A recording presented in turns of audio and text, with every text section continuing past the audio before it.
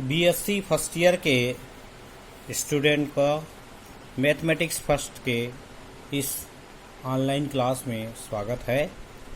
और पिछली कक्षाओं में हमने देखा था कि आइगन मान और आइगन सदिश किसी भी मैट्रिक्स का किस प्रकार से निकाला जाता है। यदि आइगन मान डिफरेंट हैं तो उनके डिफरेंट आइगन सदिश निकलते हैं, आइगन वेक्टर्स निकलते हैं।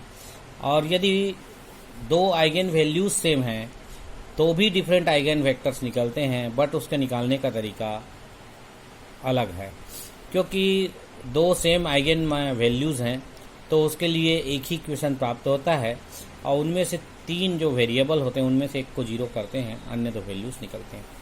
आगे देखते हैं आइगन वेक्टर्स और आइगन वैल्यूज वाले में। और ये डिफरेंट क्वेश्चंस घर में बना के देखिए, कोई दिक्कत हो तो मुझे पूछिएगा। ये एक थ्योरम है जिसको हम आइगन वेक्टर और आइगन वैल्यूज के लिए है।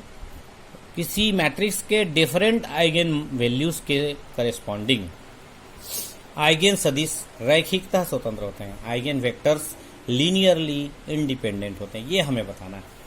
भिन्न भिन्न आइगन वैल्यूज आते हैं, उनके डिफरेंट आइगन वेक्टर्स होते हैं, ये सभी हमें बताना है लीनियरली डिपेंडेंट होते हैं, इंडिपेंडेंट होते हैं।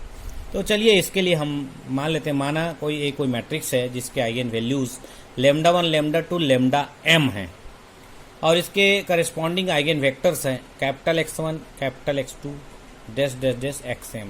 इस प्रकार से आइगन वैल्यूज और आइगन वेक्टर्स प्राप्त हो गए। तो इन आइगन वैल्यूज और आइगन वेक्टर्स के बीच एक रिलेशन होता है जिसे आइगन इक्वेशन कहते हैं। इन सब के आइगन इक्वेशन हमें प्राप्त होगा ax1 equal to lambda 1 x1, ax2 equal to lambda 2 x2। इसी प्रकार mवे एलिमेंट के लिए axm equal to lambda xm, xm equal to lambda mxm। इसको जनरल रूप में लिखें तो axi equal to lambda ixi होगा, जहां where i equal to 1 2 3 up to m होगा, स्मॉल m।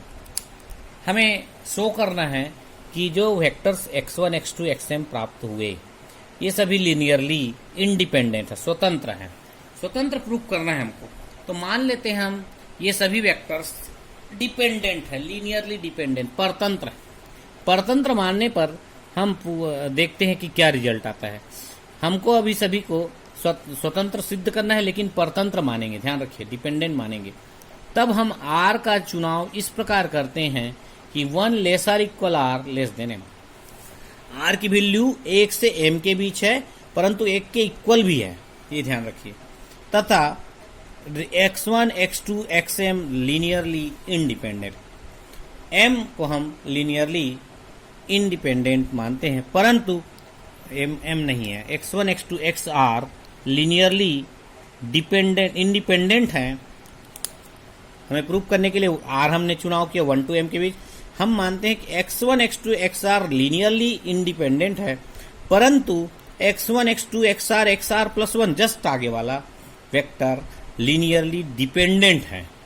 आगे वाला लीनियरली डिपेंडेंट मानते हैं। हम r तक इंडिपेंडेंट लिए तो r प्लस 1 को डिपेंडेंट लिए। तब देखिए हम एक स्केलर्स लेते हैं, a1 a2 ar प्लस 1 सभी शून्य नहीं है, क्योंकि परतंत्र इस प्रकार है कि लीनियर इक्वेशन प्राप्त हो। इस प्रकार है कि a1 x1 plus a2 x2 dash dash dash ar xr ar plus 1 xr plus 1 equal to 0। इसको इक्वेशन 2 डालते हैं। Multiply this equation by a1 ax1 plus a2 ax2। इसी प्रकार ar xr plus ar plus 1 axr plus 1। a का हमने multiply किया। a का multiply करने से हमको क्या दिखाई दे रहा है, ax1 ax2 ar xr। इस प्रकार से टर्म मिल रहा है और इन सब की वैल्यू यूजिंग इक्वेशन 1 से लेम्डा ixi या लेम्डा 1 x1 इस प्रकार से चेंज हो जाएगा। तो using equation 1 we have to change the above equation. a1 lambda 1 x1 हो गया, plus a2 lambda x2 ar lambda xr ar plus 1 lambda r plus 1 xr plus 1। इस प्रकार से इक्वेशन 3 प्राप्त हुआ। अब हमारा उद्देश्य ये है कि जो ar प्लस 1 है, लेम्डा r प्लस 1 है, xr प्लस 1 है, ये टर्म को हमको कैंसिल करना है, यहाँ से हटाना है। तो इसके लिए क्या करते हैं, multiply equation 2 by lambda r plus 1। Lambda r plus 1 से वहां मल्टीप्लाई कर दिया और इसके साथ सब्ट्रैक्ट करें, सब्ट्रैक्ट विथ 3। 3 के साथ सब्ट्रैक्ट कर दिया तो ये वैल्यूज कितना आ जाएगा, a1 मिलेगा lambda 1 minus lambda r plus 1 x1, a2 lambda 2 minus lambda r plus 1 x2। Last term cut गया, कैंसिल हो गया। इसके पहले का टर्म आ गया r lambda r minus lambda r plus 1 x r, last term cancel हो गया। बट हमारी मान्यता के अनुसार क्या कहता है, ये सभी वेक्टर्स x1 x2 xr सभी लीनियरली इंडिपेंडेंट है। लीनियरली इंडिपेंडेंट है, निश्चित है इसके स्केलर्स ऑलरेडी सभी जीरो होंगे। The constants all constants are zero, that is a1 a2 a3 ar is equal to zero. ये सभी जीरो हो गए, ध्यान से सुनिए इस थ्योरम को, ये सभी जीरो हो गए तो इस वैल्यूज को हम इक्वेशन 2 में रखेंगे। जो लास्ट इसके पर इक्वेशन है 2 उस इक्वेशन में रखने पर पहले के टर्म सभी जीरो होंगे, बट ये टर्म बच जाएगा लास्ट वाला, a r plus 1 x r plus 1 equal to 1। अब ये बचेगा तो निश्चित है ये वेक्टर तो जीरो नहीं होता, फिर स्केलर जीरो हो जाएगा। इस प्रकार स्केलर ए आर प्लस 1 जीरो हो गया। ए आर प्लस 1 जीरो हो गया तो सभी को एक साथ ले लेंगे तो क्या आ गया, a1 equal to zero, a2 equal to zero, ar equal to zero, ar plus 1 equal to zero. इस प्रकार ये पूरे कांस्टेंट जीरो हो गया। ये पूरे कांस्टेंट जीरो ये दर्शाता है कि हमारे सभी vectors x1 x2 xr xr plus 1 सभी लीनियरली इंडिपेंडेंट है, परंतु हमने माना था ये सभी लीनियरली डिपेंडेंट है, जो कि हमारी मान्यता का विरोध करता है या खंडन करता है कि सदिश सभी रैखिकता परतंत्र माने थे, जबकि प्रूफ हो रहा है स्वतंत्र। इस प्रकार हम कह सकते हैं ये सभी सदिश रैखिकता स्वतंत्र होंगे। रैखिकता जब स्वतंत्र होंगे तो इसके आगे भी हम अगर लेते हैं, चूंकि r तक हमने लिया है 1 less r equal r less than m, m तक m के पहले तक लिया है, तो हम m लें या m के बाद भी लेते हैं तो सारे एलिमेंट रैखिकता स्वतंत्र होंगे। इस प्रकार हम कह सकते हैं डिफरेंट आइगन वैल्यूज के लिए किसी भी मैट्रिक्स स्क्वायर मैट्रिक्स के डिफरेंट आइगन वेक्टर्स सभी लीनियरली इंडिपेंडेंट होंगे।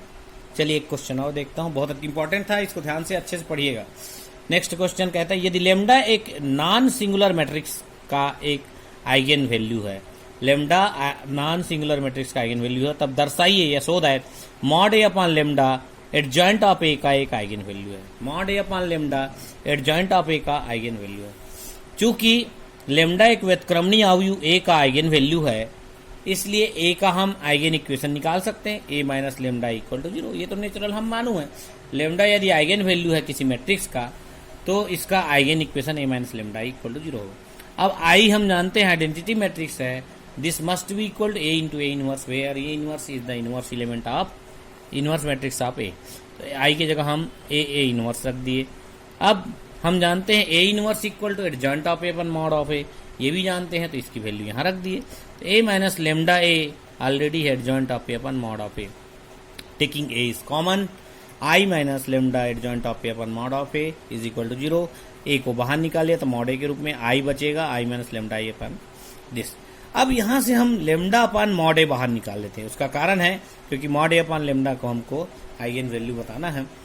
ए अपान लेमडा अपान मॉड ए बाहर निकाला तो इस प्रकार निकलेगा, बचा यहाँ I into mod A upon lambda minus adjoint of A. Mod A और मॉड ए कैंसिल हो गया तो बचेगा क्या, देखिए adjoint of A minus mod A upon lambda into I, उल्टा कर देंगे adjoint of A minus mod A upon lambda into I. इसका मतलब ये है कि एडजॉइंट ऑफ ए अगर मैट्रिक्स है तो उसका आइगन वैल्यू होगा मॉड ए अपान लेमडा। इस प्रकार एक क्वेश्चन था और सिंपल था, 3 मार्क्स के लायक अच्छा क्वेश्चन है ये। देखिए इसके आगे मैंने एक क्वेश्चन लिखा है, इसको घर में प्रैक्टिस करके देखिएगा।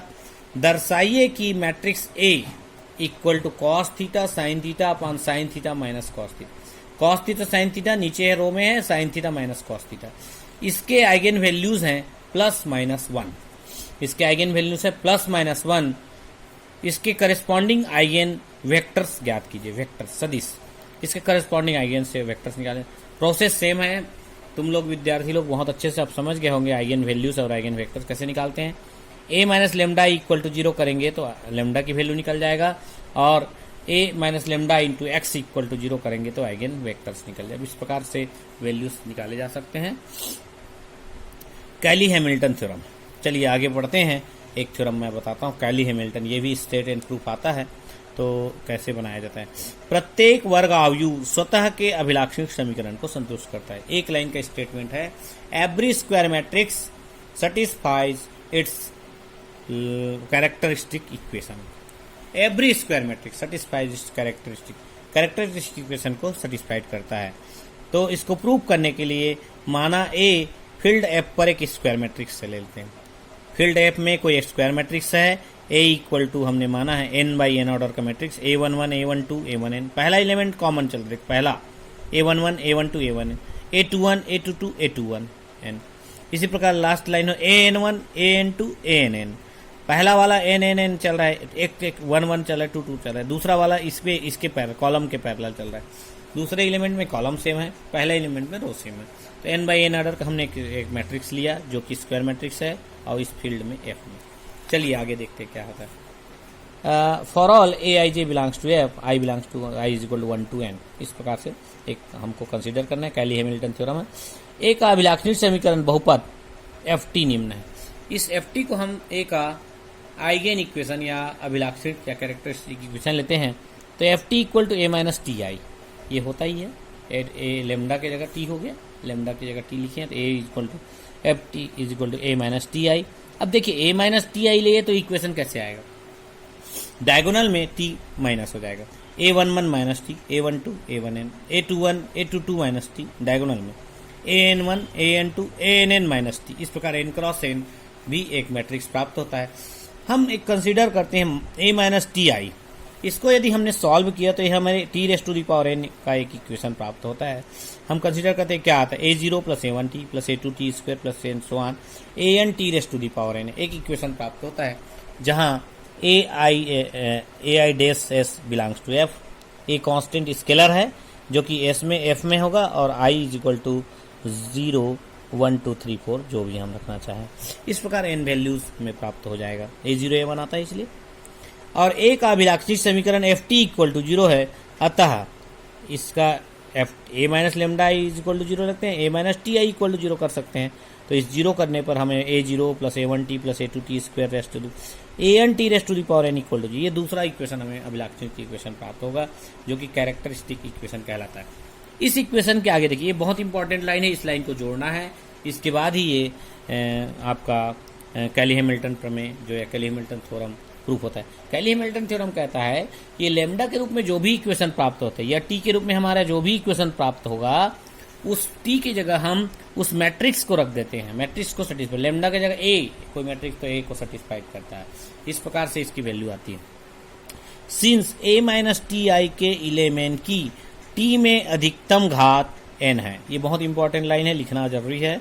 A माइनस टी आई जो हम प्राप्त किए के एलिमेंट की टी में अधिकतम घात है n है हाईएस्ट पावर, अतः adjoint of A minus T I के एलिमेंट टी में साधारण बहुपद है।